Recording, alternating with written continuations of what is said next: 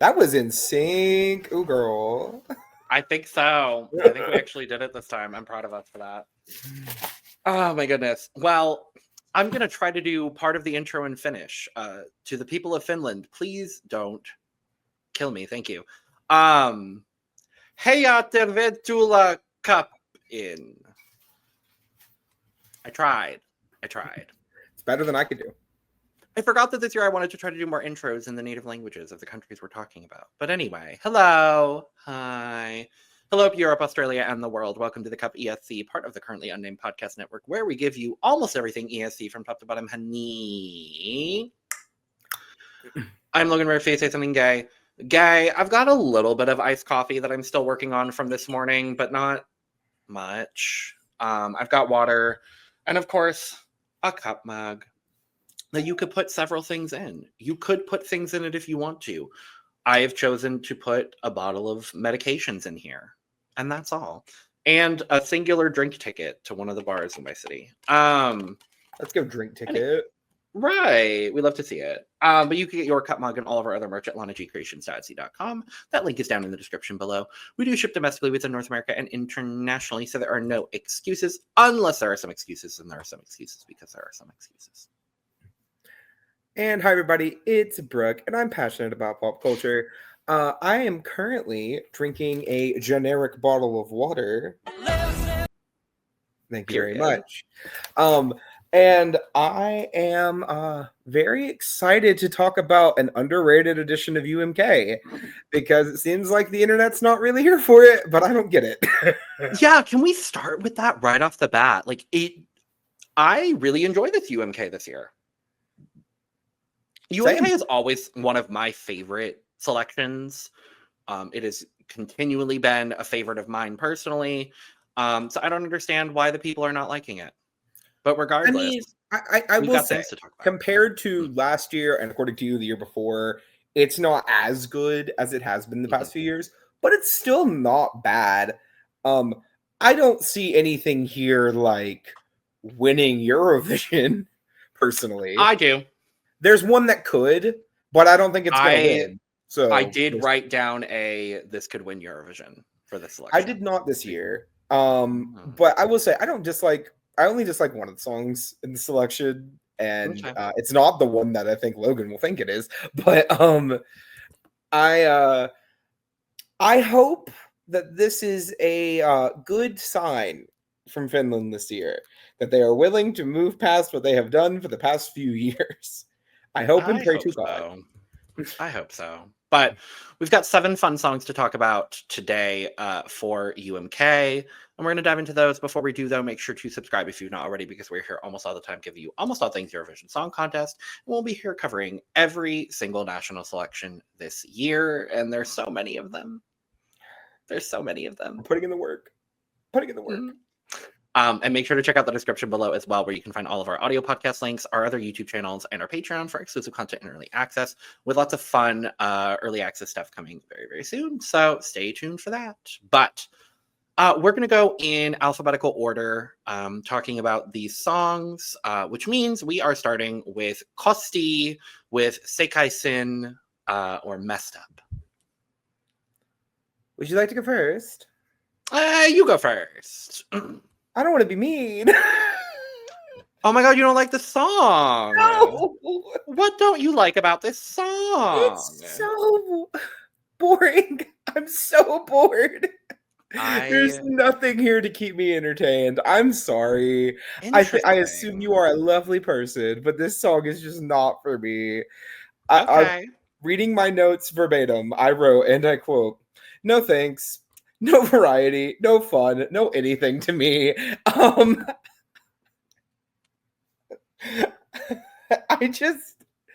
It's just not for me. And I can acknowledge that. I also just don't particularly like it. I thought it was kind of boring, very boring. Were there risks taken? I think the risk was made by Finland by letting this into the national final. But beside that, no, I'm good. Wow. Okay. I definitely don't dislike this song by any means of the imagination. I think that I like the dark intro. I think it starts really, really strong. The lyrics for me are very relatable. So I think, honestly, I think that's a little bit of why I do enjoy the song. I wish the one thing I will say about it, because I do agree with you, there's not really any risks here. There's not really any like big standout moments. It's a solid song. Like, this is my perfectly solid song in this selection, because I think it's just perfectly acceptable.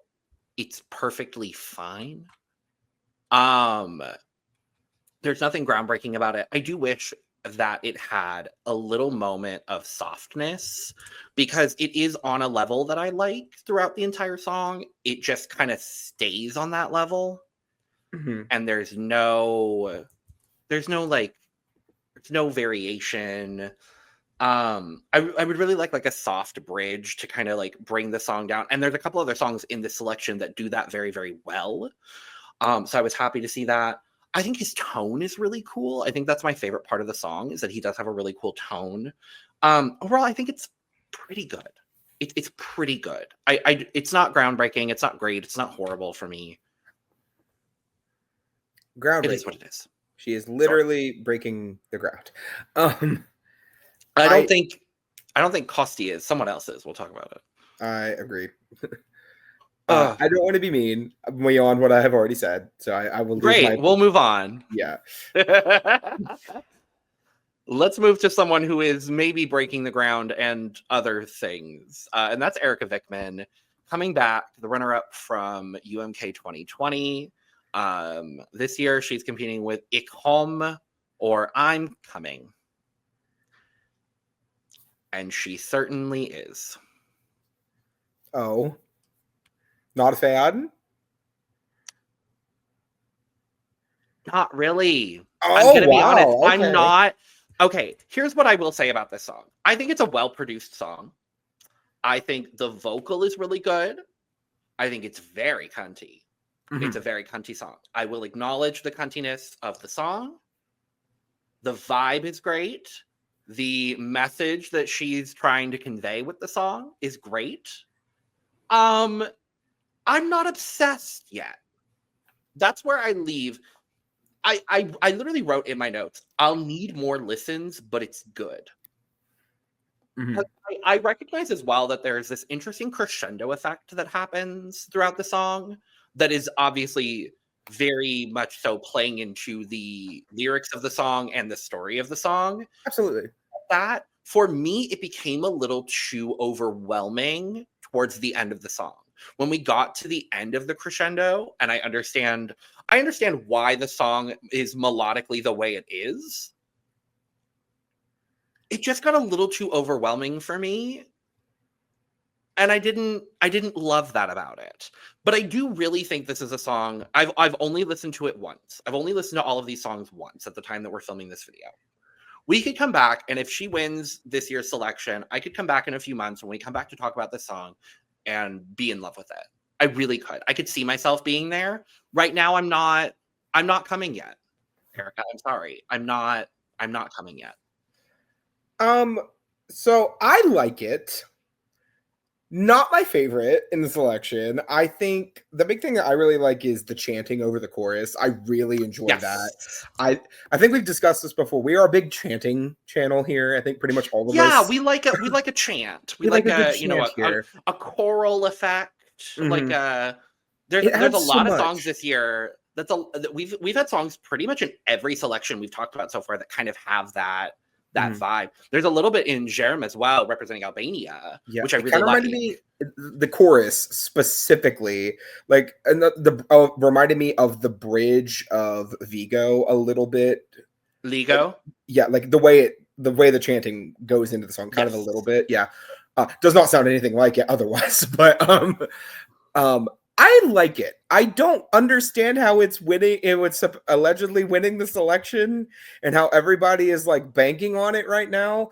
I think maybe it's just the returning artist train. But I think it is. I think it's because a lot of people saw her as robbed in 2020, from what I understand. And mind you, I wasn't in the Eurovision community at that time.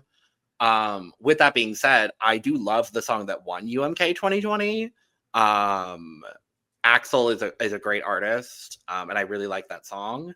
Mm-hmm. So for me, I wasn't too mad at it, but I think a lot of people are just expecting Erika to win based on her name. Yeah, I enjoy it. I really do. I think it's one of the songs that it could grow on me over time. I think it needs a little bit more something, because right now it's kind of just okay to me. But I think if they put that something in there, I could feel the energy build as it goes up, kind of vibe. It kind of reminds me of Pedestal in that way, where they could like add a little something in to zhuzh it up, and I think I could really be on board with it, like I was with Pedestal by the time we got the show. So I hope that this, if it does end up going, which there's a possibility it could. I mean, any of these could. Because last year the song that was that came in dead last in the jury went from Finland. So I mean, who knows? But I can see this doing well. I hope that she has a good time with this, and I hope that it's fun to watch. Agreed. Mm-hmm. So let's move to Goldielocks with Made Of. I'm just again reading my notes here. Hell yes. This is a vibe. Okay. Like the entire song feels like it came out of the early 2010s, but I mean that as a compliment. It doesn't feel dated, right? It feels like one of those songs that like is inspired by the early 2010s instead of feeling like you literally moved a song from 2010 and dropped it into 2025. Really enjoyed this. I love her vocal tone. I love the production. I really don't have any major notes for it. I hope that this does better than people are thinking it's going to. I don't get why people aren't praising the hell out of this. This is really good. Personally. I really enjoy it as well. It's definitely in my... It's in the higher half of the selection for me personally. My favorite part of this song is the tone. I think she's got such a gorgeous tone that's so unique. And there's like a beautiful melodic quality to the way that she's singing this song that I really enjoy. I think it's got a very, very catchy chorus. And I'm always someone, I enjoy a catchy chorus for a Eurovision song. I like it. Like just the constant repeating of a lover, a traitor, a poison, a savior. I love that line. I think that's really, really cool. The acapella chorus part at the end where she starts the last chorus in this acapella and then goes into this like kind of like more dynamic last chorus, I really enjoy as well. I wrote down a damn good pop song. I agree. A damn good pop song. Like that's... And I will never complain about a damn good pop song going to Eurovision. Me either. Because, dear Lord, from the sounds of it this year, we need a few damn good pop songs. We haven't gotten a single girly pop entry yet. Where's my girly pop? Right. It's so sad. Like, granted, am I mad at the outcome of Montenegro? No. Granted, we have two songs. We have two. But, like, the fact that we're 2 songs in and we don't have a girly pop entry feels weird. Did you expect a girly pop entry to come from Albania or Montenegro? I mean, Montenegro, Did you expect? Not. I thought maybe Albania might grow some taste this year, but I guess not. No. Oh, Jerem is a good song. Oh, I like the song. It's just, you know what I mean. Like the song. Not too much. Not too much. I like the song, but... Not too much. Well, Finland has enough girly pop in there that there's a good likelihood that we're going to get something girly pop. Fingers crossed. Yeah. Let's move to Neea River. I think it's Neea. Neea. Yeah. Neea. I don't know, girl. We'll just say something. We'll say Neea for now. I'll say Neea. We'll say Neea for right now. And if it's different, it's different. Whatever. Okay. We have Neea River with Nightmares. Now, I don't remember exactly how deep your Eurovision back catalog knowledge is, Brooke. For me, this song started and I immediately said, Oh, Sarah Alto, Monsters. I've heard that song. And I know you like that song too. I know you're a Sarah Alto. It's one of my favorite Eurovision songs. I love Sarah Alto. I got very Sarah Alto, and then I've seen a lot of people online, and I agree with this comparison. Compare her to the female singer in Kano. You know what I got from this production wise? Sounds very similar to We Will Rave. Production wise, absolutely. Vocally, absolutely. No, not at all. Way better. Vocally, no. Vocally, it sounds like Spirit in the Sky, honestly. But I will say I really, really like this. Mm-hmm. There's a cuntiness about this song as well. I really am enjoying. It's very Eurovision. That is the number one thing I will say about this. And that I think is both a compliment and maybe a detriment. Because I think in a lot of other national selections, I think this song would end up being a lot more popular than it is. We know Finland to not typically send the most popular entry as far as what is popular within the greater Eurovision sphere. Mm-hmm. They like being the weird ones. They do like being the weird one that sometimes also sends a rock entry. Like, that is just what Finland does. And I respect Finland for that. What did they send in 2022? The Rasmus. Oh. We don't talk about that yet. We don't talk about that. The only reason I was asking, because I could remember 2021, 2023, and 2024. I could not remember 2022. I guess that's why. But also, can y'all send a woman? It's been a bit. There are, 5 women in this selection, and they will probably still send men? We'll see. I hope not, but we'll see. I mean, we'll see. If all I'm saying is this: if Cyprus can send a man, oh my god, in 2 in the past 3 years, I'm just saying. The last woman to represent Finland was Sarah Alto. Really? Is that what 2018? 2018. Yeah, that's insane. It's been a lot of dudes. And a lot of quality female songs from Finland. And yet they're probably still going to send dudes. We'll talk about it. But no, this song, I really love. For Cyan Kicks. I absolutely love this song, though. I really enjoy it. I actually really like this a lot, too. And as we are well aware, normally, not a big fan of a song that feels like it has a dance break built in. But there are occasions where I do like them. I was a big defender of Loop last year, if you remember. Well, we all were. We all were, and we were all pissed. But I'm still mad. I'm not over it. I watched 2024 last month with 2 of my friends, and they're like, "Where's Loop? Why is it not in the final?" Because I play it in the car all the time, and I'm like, "Oh, you don't know." Oh, she got robbed. She got robbed. But yeah, I think this is a really, really cool song. I'm really into it, and I think it would be really nice to see Finland send something that's not trying to be quirky for once in their life. It would be nice. It would be other than Blind Channel, because Dark Side is a bop. But I know you don't agree, but I don't. But that's a top 10 Eurovision song that it is. I love that song. But yeah. Let's move to Nelli Matula, Hitaammin hautaan, or Slower to the Grave. Okay, I like it, but it's just not my kind of song, really. I respect that. Yeah, and I can also add into the fact that I think it needs to go further. Because I think what it's doing right now is perfectly good. This is my perfectly solid in this selection. Perfectly fine, perfectly good. Push it a little bit more, because I think if you especially in the beat area in the production, amp up the beat a tiny bit and don't mess with the vocal. The vocal is perfectly fine exactly how it is, because a lot of the time it feels like the vocal's competing with the beat and not in a fun way.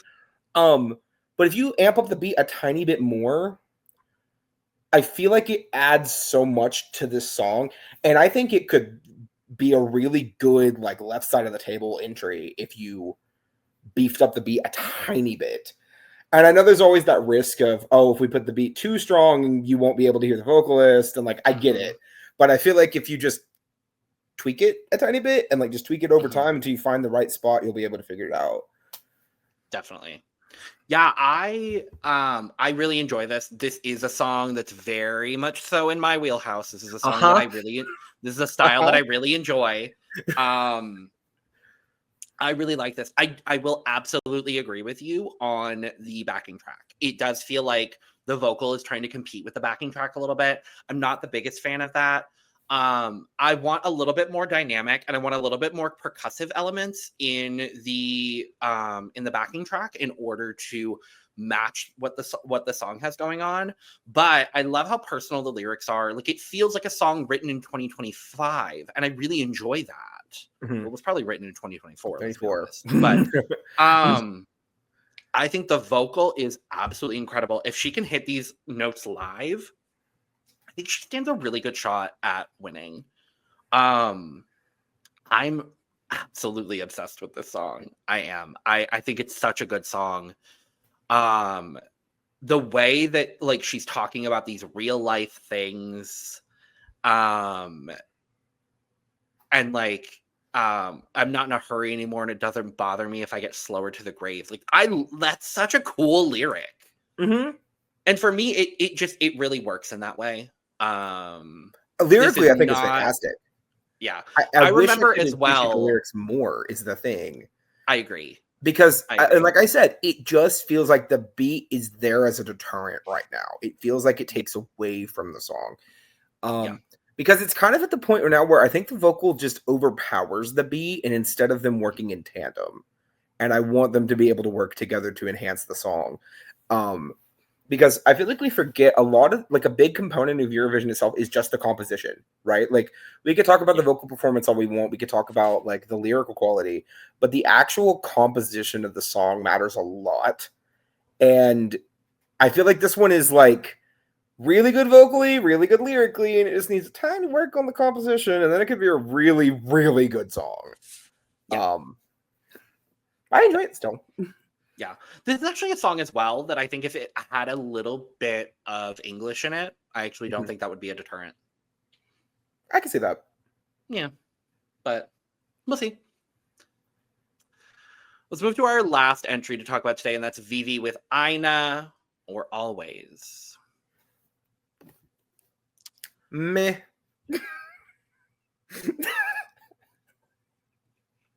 Okay, meh is a bit harsh. Yeah, it really is.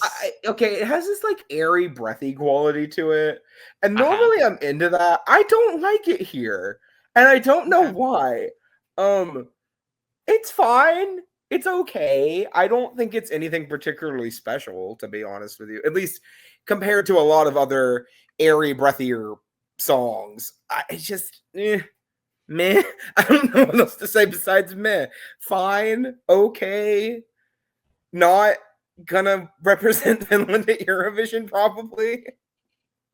I don't know what else to say.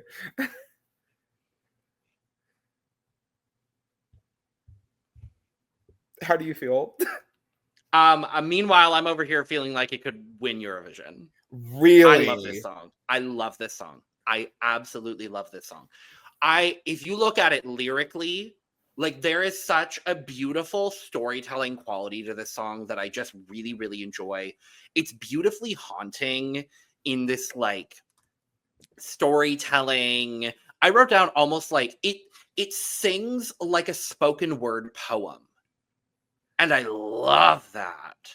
I absolutely love that. I think her tone is gorgeous. I think with the right staging and perfect vocal, this could win Eurovision. Okay, I will say, because I was rushing to get through UMK before recording, because I forgot that we had to listen to this and Greece. We're recording Greece after this for the people at home. You didn't need to break the fourth wall, but you did. Well, they're gonna see our clothes and recognize it anyway. Okay. But I didn't get a chance to check out the translation. You're missing out on the majority. Well, I'm doing it right now. I literally have Eurovision World pulled up right now to look at it. Great. Lyrically, then, it is a lot better than I gave it credit for. But I will say, I still don't see the it could win Eurovision of it all, I guess. Maybe that's just me. Although, to be fair, anytime I say I think a song could win Eurovision, I say that about like 5 songs a year, and like none of them ever do. So, newsflash, if you want to hear a song that I think could win Eurovision, tune into our coverage of Iceland. But I just, I like it. I don't love it yet. Maybe I just need to listen to it again. And I will give it a second chance after recording. All right. Have we reached the part of the program? Maybe. We have reached the part of our program where we must discuss points. I do have points from one of our other panelists. Eduardo did send in his points. So we have his as well. I was going to update his Google spreadsheet that he's using to track everything, but he did not give me access to that. So, Eduardo's 5 points will be going to Erika Vikman for Ikon. Okay. My 5 points are going to Costee with Sekaisin. Guess what? Same. And this is where we differ, and I know that for a fact. Yeah. 6 points from Eduardo are going to Sekaisin. My 6 points, unfortunately, just because I like 4 songs more than it, is going to be Erika Vikman. My 6 points will be going to Aina. I said I would listen to it again. I said I would listen to it again. I'm not surprised. Oh, I'm not surprised. I'm glad that it got 6 points from you and not 5 or 4. I would never. Thank you. 7 points from Eduardo are going to Nelli Matula, Hitaammin, hautaan. And my 7 points will be going to Goldielocks with Made Of. My 7 points will also be going to Hitaammin, hautaan by Nelli Matula. Wonderful. 8 points from Eduardo will be going to Goldielocks with Made Of. And my 8 points will be going to Nightmares. My 8 points will be going to Erika Vikman. Period. 10 points from Eduardo will be going to Nightmares. And my 10 points will be going to Hitaammin, hautaan. My 10 points will be going to Goldielocks. Oh, I like your 12 points a lot. Love that. It's easier with the seven song ones because I'm like, oh, that's the one song you haven't brought up yet. Exactly. Because I know you and Eduardo both have the same one. Yes, we do have the same 12 points. Eduardo's 12 points are going to Aina. My 12 points are also going to Aina. Exactly.